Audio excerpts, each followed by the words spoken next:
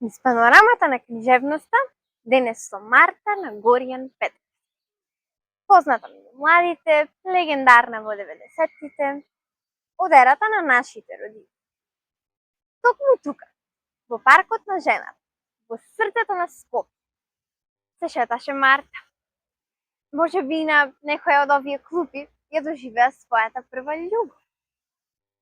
Додека некој друг од аголот зад фонтаната пролеа солзи. Пролета во градот е опусна свежа, но за Марта е мирисно приказна. Надином е слета една бубама. Ахи тоа како!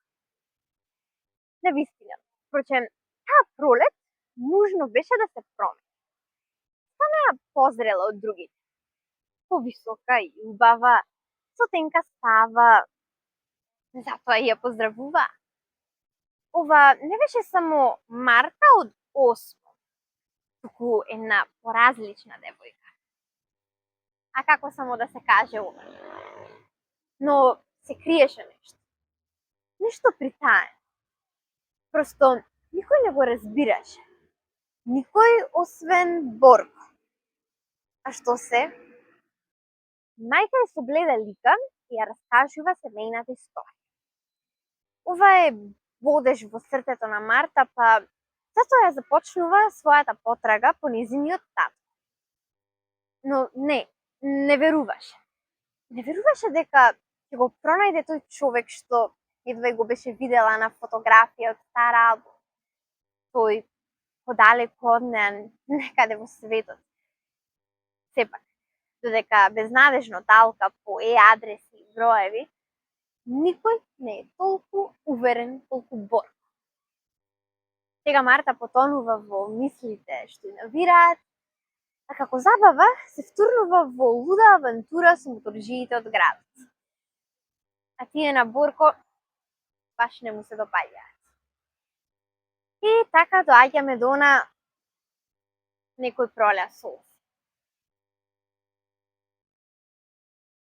Кога се чека Марта за во училиште. Кај дрворедот липи, оној нивниот. А Марта сосем залетува.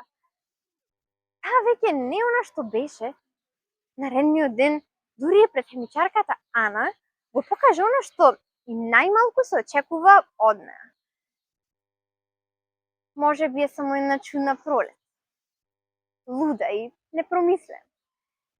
Но тогаш, што значи онаа бубамара што слета на раката?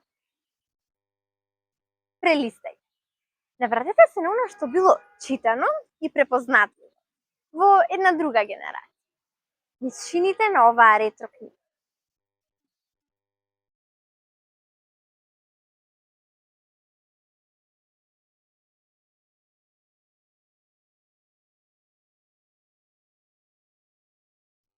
Но се криеше нешто. Нешто? Чекај сега друг дел. Марта. Аха, добро.